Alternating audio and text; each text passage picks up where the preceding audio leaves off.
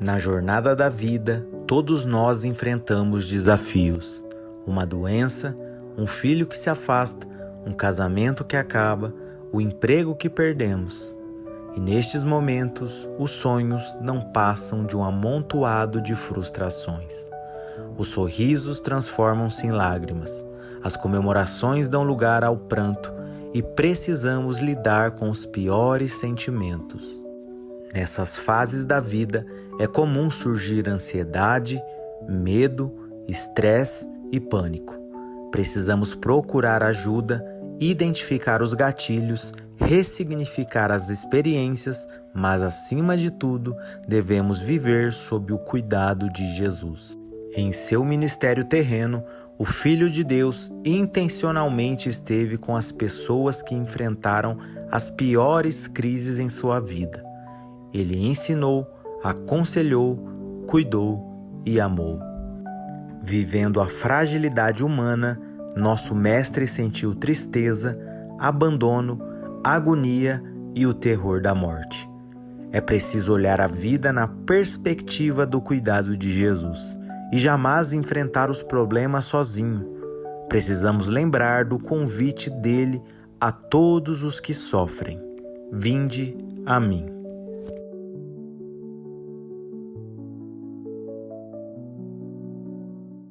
Muito bom nós estarmos reunidos na presença do Senhor para adorá-lo, exaltá-lo. E hoje nós estamos chegando no encerramento de uma série que nós iniciamos algumas semanas atrás, intitulada Vinde a mim, vivendo sob o cuidado de Jesus. E nosso objetivo tem sido analisar as Escrituras e como é que nós encontramos nela as orientações de Jesus para nós lidarmos com as dificuldades, com os desafios que surgem na nossa caminhada.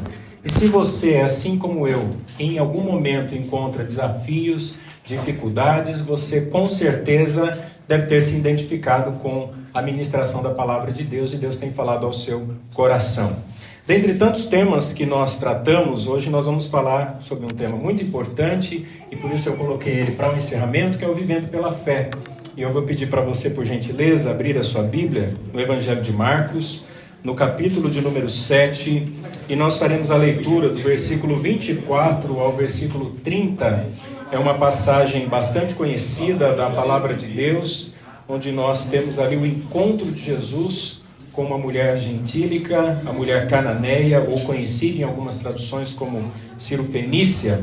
E nós vamos então extrair aqui algumas lições do contexto do encontro de Jesus com essa mulher, como viver então sob o cuidado de Jesus. Evangelho de Marcos, capítulo de número 7, nós faremos a leitura a partir do versículo 24, que diz assim: Jesus saiu daquele lugar e foi para os arredores de Tiro e de Sidom. Entrou numa casa e não queria que ninguém o soubesse, contudo não conseguiu manter em segredo a sua presença. De fato, logo que ouviu falar dele, certa mulher, cuja filha estava com um espírito imundo, veio e lançou-se aos seus pés. A mulher era grega cirofenícia de origem e rogava a Jesus que expulsasse de sua filha o demônio. Ele lhe disse: deixa que primeiro os filhos comam até se fartar, pois não é correto tirar o pão dos filhos e lançá-lo aos cachorrinhos. Ela respondeu: sim, Senhor, mas até os cachorrinhos, debaixo da mesa, comem das migalhas das crianças. Então ele lhe disse: por causa desta resposta você pode ir. O demônio já saiu da sua filha. Ela foi para casa e encontrou sua filha deitada na cama e o demônio já a deixara. Feche os teus olhos, vamos orar mais uma vez. Pai, nós estamos diante da Tua Palavra, Senhor, e carecemos da direção do Teu Espírito. Nós sabemos das nossas limitações, da incapacidade que nós temos de compreender as Escrituras pela nossa força, pelo nosso próprio entendimento, mas nós cremos que está contido nela a revelação do Senhor e da Sua vontade.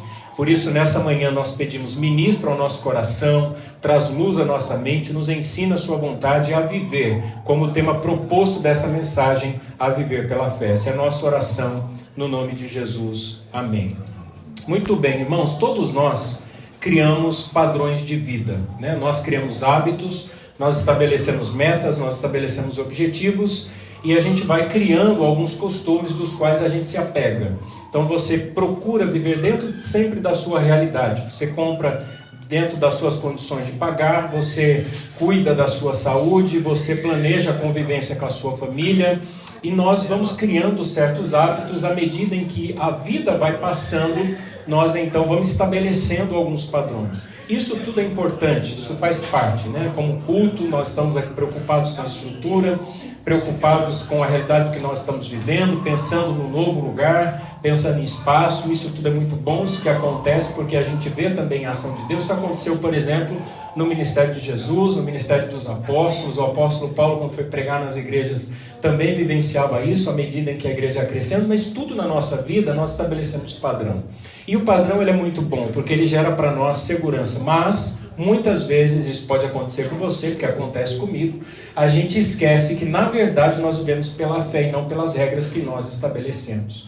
Então é muito comum nós nos apegarmos àquilo que nos traz segurança, e quando alguma coisa aparentemente foge do controle, a gente fica com medo, porque a gente precisa exercer a fé. Como ninguém tem o controle da sua própria vida, você não sabe do amanhã, você não sabe do que vai acontecer, e você precisa aprender a viver confiando na vontade de Deus. Muito bem, qual é o contexto que nós temos aqui? O contexto, na verdade, é um paradoxo. Você tem o ministério de Jesus, Jesus está operando milagres, ele está famoso por toda a região, e isso incomoda os líderes religiosos da época. Os líderes religiosos, eles começam a questionar Jesus, porque a sua religião havia estabelecido um padrão.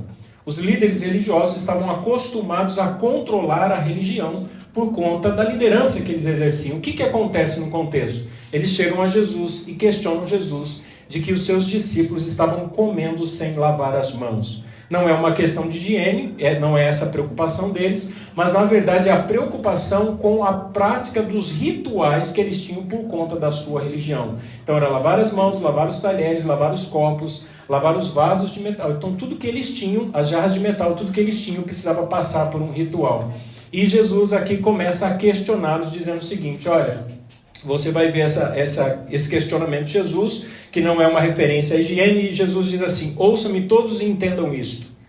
Não há nada fora do homem que entrando nele possa torná-lo impuro, ao contrário, o que sai do homem é o que o torna impuro. Jesus está dizendo: vocês estão preocupados com a religião, vocês estão preocupados com a tradição, com o rito de vocês, quando na verdade vocês deveriam estar preocupados com o coração de vocês. E para quem gosta de uma boa gastronomia e se preocupa em se pode ou se não pode comer alguma coisa, é dentro desse contexto que Jesus declarou puro todos os alimentos. Então você pode ficar à vontade, pode comer aquilo que você gosta, porque Jesus disse que não há problema nenhum com relação ao alimento, o problema é aquilo que está no nosso coração. Muito bem, então depois Jesus, desse debate, Jesus ele se afasta, ele sai da região de Israel e ele vai agora para a região de Tiro e de Sidom.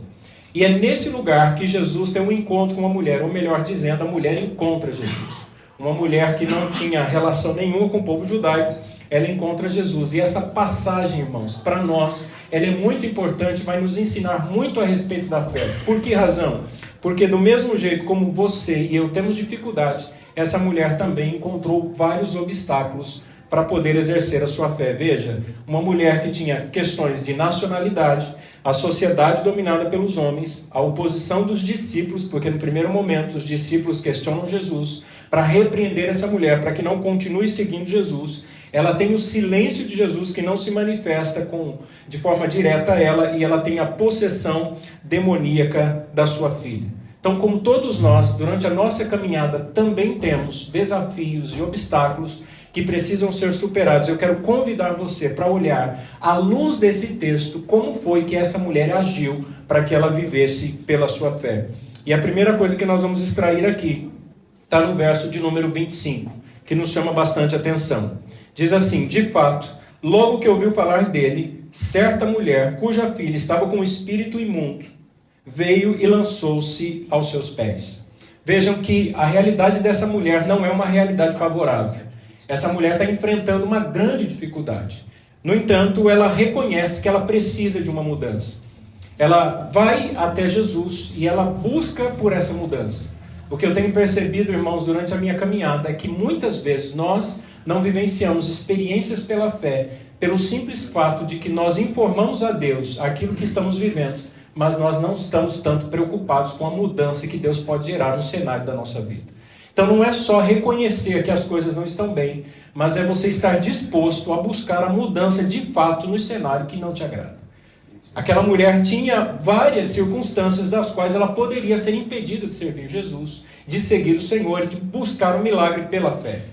Veja que as dificuldades dela tinham a ver, por exemplo, com a sua nacionalidade. Jesus veio para o povo de Israel. É a nação de Israel que deveria ser luzeiro para o mundo. Eles é que deveriam falar do amor de Deus para o mundo.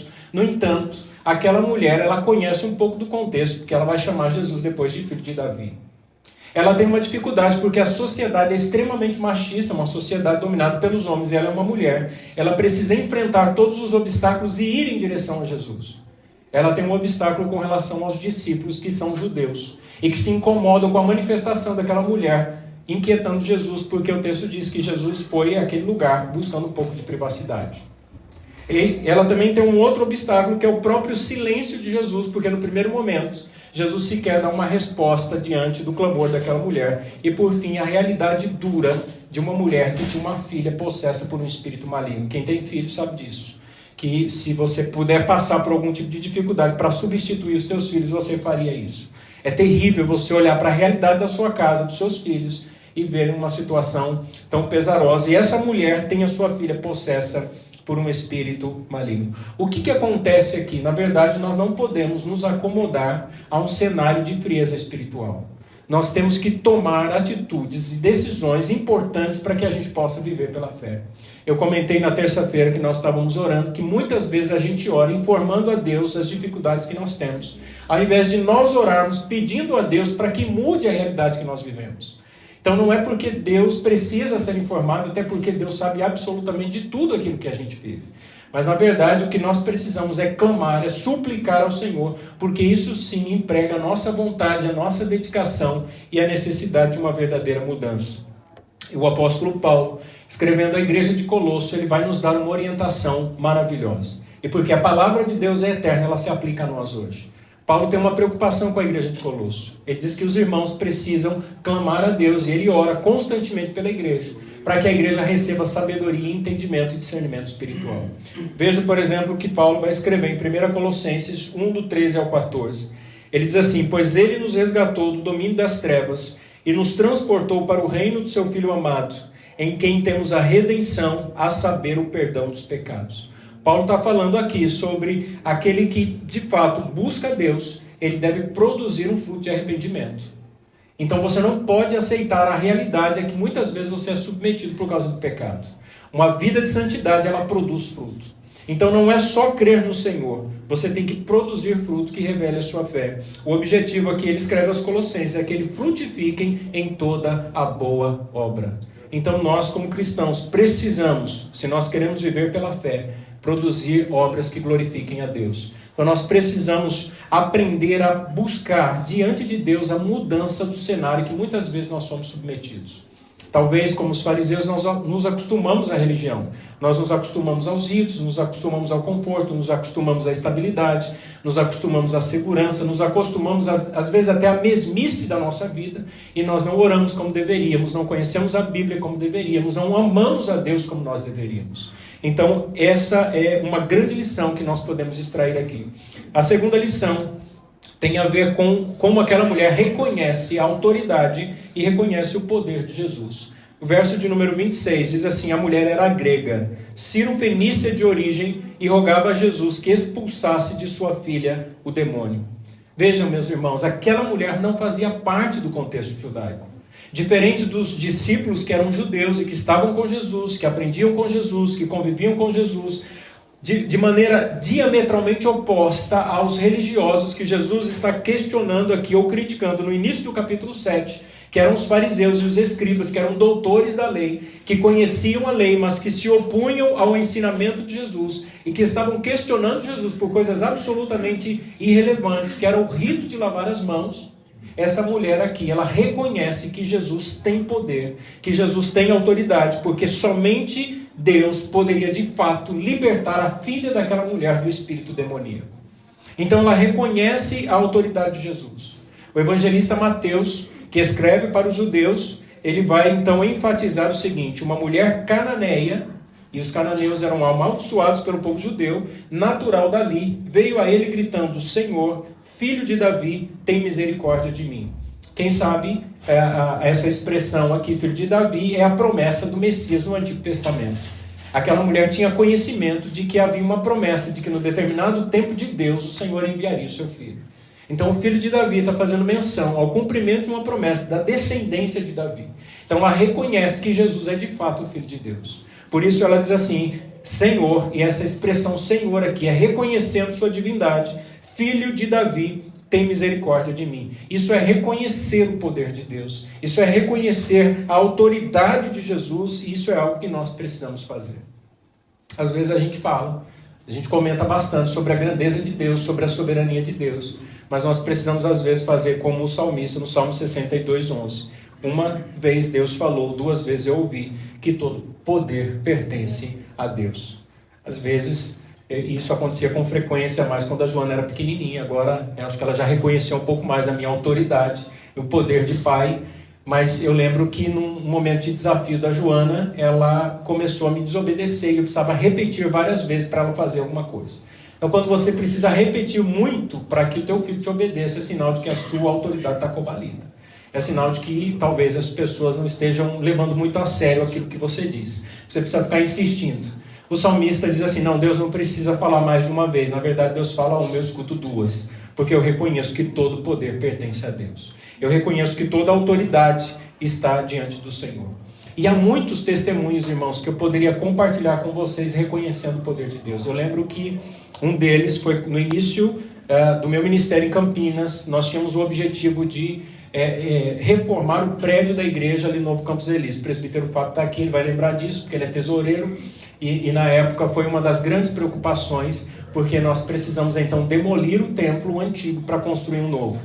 E nós construímos um barraco de madeira carinhosamente chamado pelos irmãos de Tabernáculo. E foi um dos momentos mais incríveis que a gente viveu como comunidade, não só no crescimento, mas da ação do Espírito Santo. Eu lembro que uma vez o conselho começou a orar, e eu disse assim, irmãos, vamos orar aqui uns 15, 20 minutos para que Deus conduza a nossa assembleia.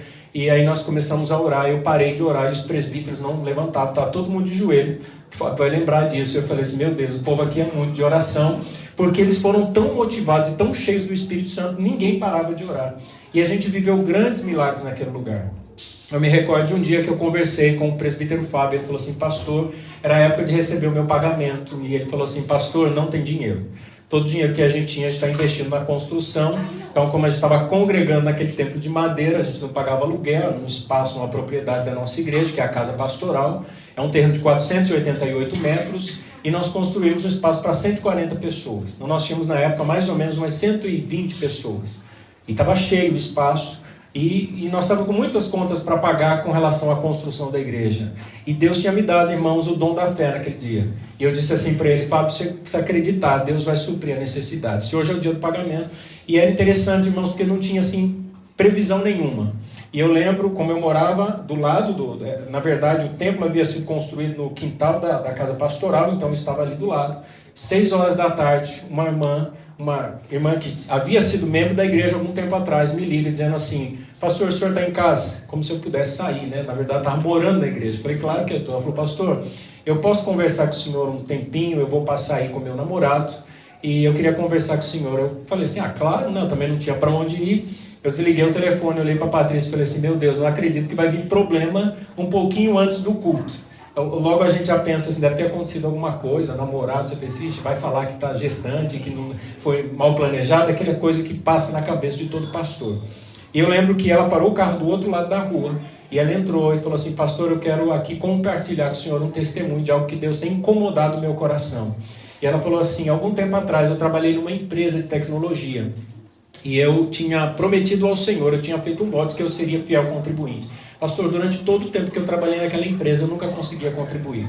Eu sempre fui muito compulsiva, eu devia sempre no cartão de crédito, eu estava sempre envolvido em alguma despesa, e aquela empresa me dispensou e nunca faltou nada. E eu vi o cuidado de Deus. E aí eu prestei agora uma entrevista para trabalhar numa nova empresa, que é concorrente daquela empresa que eu havia trabalhado.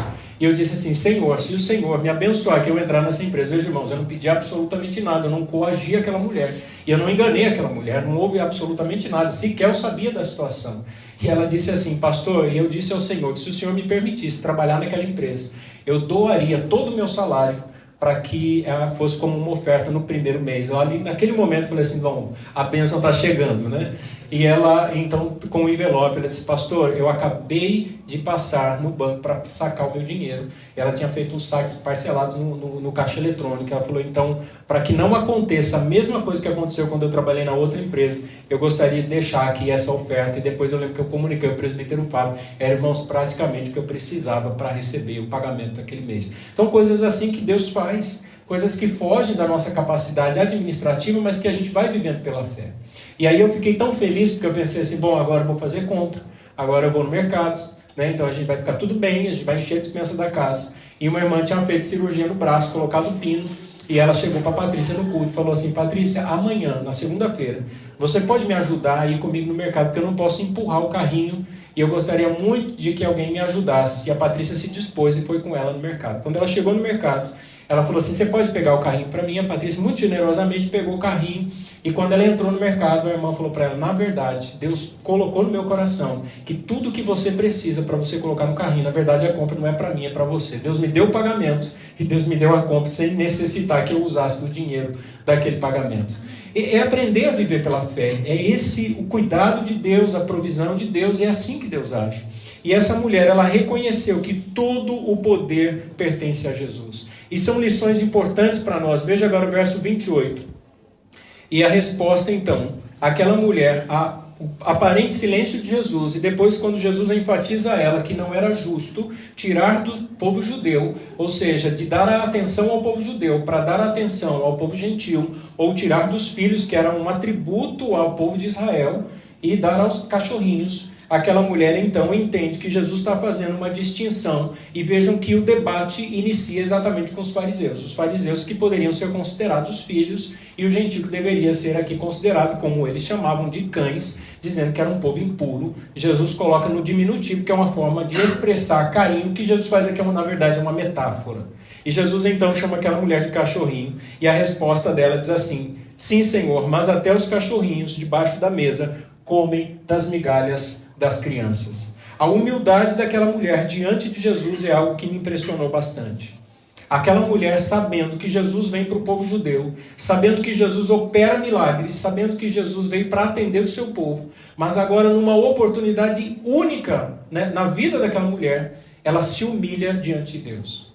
E aqui nós temos uma lição importante para nós, nos humilharmos diante de Jesus. Eu não sei quantas oportunidades Deus tem dado a você. Eu não sei quais portas Deus tem aberto na sua vida. Eu não sei como anda a sua caminhada, mas eu posso garantir para você que se você se humilhar diante de Deus, Deus atende às suas orações. Às vezes a nossa atitude é uma atitude de prepotência, de arrogância, quando a gente diz assim, olha, eu já fiz de tudo, já tentei de tudo, agora só me resta orar, quando na verdade nós deveríamos ter orado antes. Quando a gente se humilha diante de Deus, Deus atende a nossa petição. Nós saímos daqui, a primeira reunião de oração, e nós fomos comer um lanche. O pastor Nildomar, a Linda, eu, Joana e a Patrícia. E nós estávamos comendo um lanche e a moça deixou para nós o cardápio. E eles vão lembrar disso, e a gente escolheu um lanche para comer em 3 pessoas. Um lanche feito numa baguete, chamado fraldinha, né? Um lanche de fraldinha.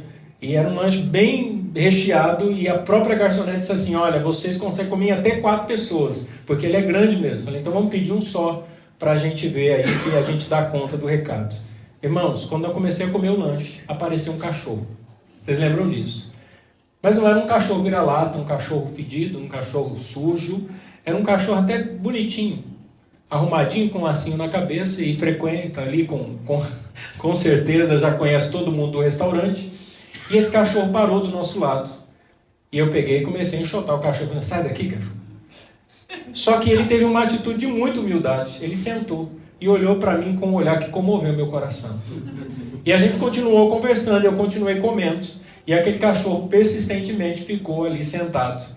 Quando menos eu esperava, ele colocou a cabeça no meu colo. e encostou. Quando eu olhei, ele olhou para cima, como quem pedindo misericórdia. Por favor, me dá um pedaço dessa fraldinha.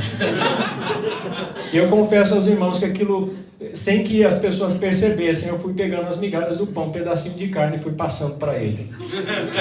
E eu lembrei muito do que Jesus está dizendo aqui. Na verdade, o lanche era para os filhos, mas as migalhas foi para o cachorrinho. O que Jesus está dizendo é exatamente isso. Ele não vai deixar de sentar à mesa com seus discípulos, com o povo judeu, para se assentar à mesa com o povo gentil. E aquela mulher diz assim: Senhor, mas existem cachorrinhos, existem os pets, existe o bichinho de estimação, que eles se alimentam das migalhas que caem da mesa do seu Senhor. Jesus fica impressionado, porque ele provoca a fé daquela mulher, e aquela mulher responde de maneira muito positiva. Essas são as oportunidades que Deus nos dá. Talvez você tenha o desejo de fazer algumas coisas no reino de Deus, mas eu gostaria que você pensasse muito no que Jesus está ensinando aqui, que é fundamental que você exerça a fé. O escritor aos Hebreus, capítulo 11, verso 6, ele diz assim: sem fé é impossível agradar a Deus, pois quem dele se aproxima precisa crer que ele existe e que recompensa aqueles que o buscam. Vejam que o escritor, ele está falando sobre a galeria dos heróis da fé, sobre vários homens que viveram experiências extraordinárias, até mesmo mulheres, como o caso de Débora. E ele vai citar, por exemplo, a fidelidade dessas pessoas e como elas realizaram grandes obras. E vejam, meus irmãos, que essa expressão, ele diz assim, que aquele que se aproxima de Deus, ele precisa crer que ele existe. Deus existe, e a gente sabe que Deus é transcendente, que Deus é o Criador de todas as coisas, mas que ele recompensa e que ele se relaciona com o seu povo. Isso é a imanência de Deus. Em teologia nós chamamos isso de a manifestação de Deus entre o meio do seu povo. É a provisão de Deus daqueles que o buscam, daqueles que se humilham, daqueles que persistem. Portanto, em último lugar, essa mulher então vai viver a experiência da recompensa da sua fé, o verso 30. Ela foi para casa, encontrou sua filha deitada na cama e o demônio já a deixara. É por conta dessa dedicação da mulher, ela recebe, e eu acho que o verso que chama muito a nossa atenção é o verso de número 29, que diante da fé daquela mulher, Jesus respondeu: por causa desta resposta, você pode ir, o demônio já saiu da sua filha. Esse é o fio condutor da história, de toda essa narrativa. Esse é o versículo que ele conduz toda a narrativa. Veja o verso 29, por causa desta resposta, que demonstrou que aquela mulher acreditava na recompensa que viria do Senhor. Como é que nós temos respondido ao Senhor? Como é que nós temos agido diante dele? E não é autocomiseração, ela não simplesmente diz assim: não, Senhor, porque eu sou miserável, porque eu sou fraco, porque eu não posso absolutamente nada. Às vezes nós fazemos isso. Às vezes nós agimos assim. Às vezes nós dizemos assim: Senhor, o Senhor sabe que eu não posso fazer nada pela minha própria capacidade. O Senhor sabe que eu não tenho recursos para viver isso. O Senhor sabe, ó Deus, que eu sou muito limitado. Mas a questão não é o que nós sentimos ou o que nós podemos. A questão é o que Jesus sentiu e o que ele pode fazer. Pastor puritano Charles Spurgeon diz algo muito interessante a respeito disso. Ele diz assim: não pensem que sentimentos de desespero o fariam adequado à misericórdia. Não é o que você sente que irá salvá-lo, mas o que Jesus sentiu. Às vezes as pessoas fazem exatamente isso, achando que Deus é um Deus de assistencialismo. É como se Deus, assim, não, porque você é um coitado, porque você está passando dificuldade, então eu vou abençoar você. Na verdade, é pelo que Jesus sentiu. Então nós cremos no que Jesus faz, nós cremos no seu poder, nós cremos naquilo que ele viveu. Por essa razão, o apóstolo João, capítulo 14, versos 13 e 14, ele diz assim: e tudo quanto pedirdes em meu nome, isso farei, a fim de que o Pai seja glorificado no Filho. Se me pedirdes alguma coisa em meu nome, eu farei. Então nós precisamos crer, nós precisamos viver pela fé, nós precisamos viver sob o cuidado de Jesus, mas nós precisamos pedir as coisas a Deus em nome de Jesus. E em nome de Jesus aqui significa que você tem uma procuração. E a procuração, ela só tem efeito se ela caminhar dentro daquilo que está estabelecido. Deus não vai te dar nada que não esteja de acordo com a palavra dele.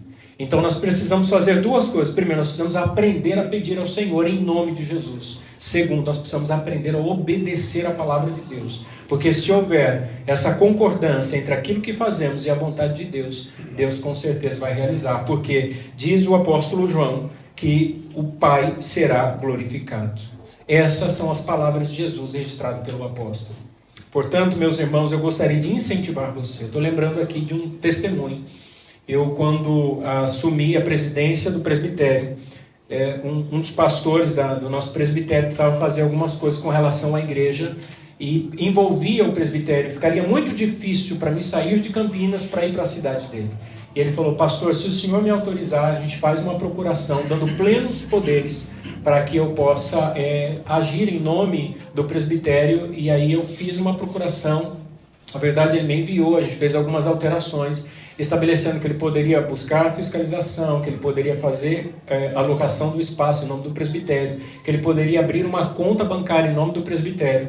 E eu então fiz uma procuração, fui no cartório, registrei a procuração, a minha assinatura foi reconhecida e ele fez tudo o que era necessário sem a minha presença, porque ele estava fazendo em meu nome. O que Jesus está nos ensinando aqui é que o nome dele está debaixo de uma procuração, que é a palavra de Deus. Então, se você crer e falar em nome do Senhor, Deus cumprirá a sua palavra. Se o objetivo for que Deus seja glorificado, Ele fará cumprir a sua palavra. E se você olhar esse cenário um pouco maior, você vai perceber que no início do capítulo 7, qual é a discussão? Os discípulos não lavam as mãos na hora da alimentação. E você começa o capítulo 8, Jesus multiplicando pães e alimentando só de homens 4.000 homens. A questão não é necessariamente o que Ele pode fazer, mas é como nós compreendemos a vontade dele em fazer alguma coisa. Como nós entendemos o propósito de Deus. Deus pode fazer absolutamente tudo.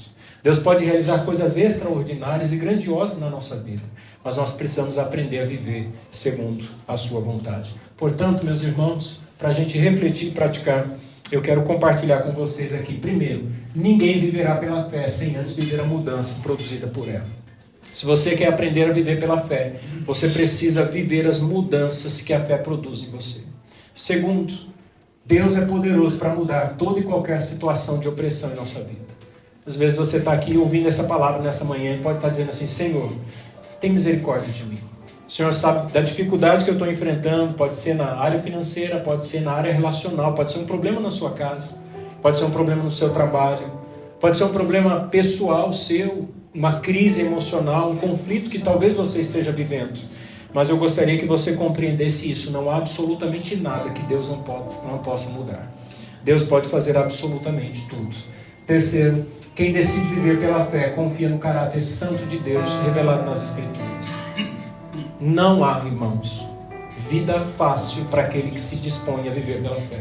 Viver pela fé não significa que toda a sua realidade vai virar um spa, ou que você vai encontrar um oásis em pleno deserto e que tudo vai dar certo. Haverá momento de lágrima, momento de dor, momento de sofrimento. Porque Deus vai trabalhar no nosso caráter. As provações são os meios pelos quais Deus apara as arestas do nosso caráter e nos torna mais semelhantes ao seu Filho. É no deserto que a escola de Deus nos ensina. Agora, saiba que o caráter de Deus é santo. Deus nunca quer o mal para os seus filhos. Deus sempre quer o bem para nós. E se Ele nos submete a viver alguma situação, é porque Ele quer nos estimular e nos ensinar a viver pela fé. Então viva sob o cuidado de Jesus. Em último, a vida pela fé nos leva ao extraordinário e sobrenatural. E por fim, a eternidade. Por que eu coloquei esse quarto ponto? Exatamente para colocar um contraponto ao que eu falei no início da minha mensagem. Nós gostamos muito de criar padrões na nossa vida. Eu sou uma pessoa que me preocupa demais. Quem me conhece de maneira mais próxima sabe o quanto eu sou metódico. Eu gosto de fazer as coisas dentro daquilo que eu sei que vai dar certo. E a gente começa a viver pelo ordinário. A gente coloca as coisas em ordem, a gente cria regras, a gente cria métodos e a gente está vivendo sempre pelo natural. Mas viver pela fé é viver o extraordinário. Existem coisas que fogem da nossa capacidade, mas Deus está no controle. Existem coisas que não são comuns à nossa realidade, àquilo que é da nossa própria natureza. Como esse testemunho que eu compartilhei com você. Mas o nosso Deus é um Deus do sobrenatural. Nós não vivemos servindo a um Deus etéreo, uma entidade perdida na imensidão, como muitas religiões ensinam. O nosso Deus é vivo, é verdadeiro, Ele é poderoso para transformar qualquer circunstância. Eu quero estimular o seu coração para que você creia no Senhor, na sua provisão. Eu quero estimular você para que você viva coisas novas na sua vida. Não novo no sentido de que o evangelho vai ser algo novo para você, porque é a mesma e antiga palavra de Deus, mas no sentido de que ela se transforma em uma nova experiência para você, para que você tenha novas vivências com o Senhor, para que você compreenda algo que talvez você não tenha compreendido até hoje, para que você veja e compreenda algo através das Escrituras que talvez, mesmo com anos de caminhada, você não tenha experimentado. Deus nos dá a oportunidade de viver algo novo. A mesmice não deve fazer parte da vida cristã. A gente não pode se acomodar às coisas. A gente não pode aceitar a realidade de sofrimento, de desgraça, de murmuração, de lamentação, como aquela mulher não aceitou. Não estou dizendo que você vai sair determinando mudanças, mas que você esteja determinado a mudanças. Que você busque ao Senhor. Deus, orienta-me, mostra-me como eu vivo pela fé, Senhor. Como, diferente dos ímpios que planejam a sua vida e trabalham, e compram e pagam, ok, tudo bem, todos nós fazemos isso. Ou como as pessoas que cuidam da saúde, que não têm nenhuma doença, muito bem, obrigado. Mas se alguma coisa acontecer fora do que é ordinário, fora do que é natural, como que você vai agir? Como o testemunho que eu contei, não tínhamos recurso nenhum, mas Deus sempre vai revelar o caráter dele, porque ele abençoa aqueles que nele confiam. Se você está passando por uma situação difícil, e se o seu único recurso é o Senhor, eu gostaria que você soubesse que você tem todos os recursos. Porque o Senhor não é o único, Ele é tudo. Ele faz absolutamente tudo. Ele é o autor da vida. Ele é o Criador de todas as coisas. Ele é o Deus da provisão. Ele é o Deus que abre os nossos olhos para que a gente enxergue a eternidade. Os puritanos diziam isso. Eles diziam assim: estampa em meus olhos a eternidade. Eu sei que nós estamos vivendo uma geração das telas. Está todo mundo fixado nas redes sociais, fixado nas notícias, fixado nos telejornais, fixado na guerra, fixado na economia, mas fixe os seus olhos, como o autor aos Hebreus diz, olhando firmemente para Jesus, autor e consumador da nossa fé, o qual pelo gozo que lhe estava proposto, suportou a cruz, desprezou a afronta, está sentado à destra do trono de Deus. Amém, meus irmãos? Nós vamos...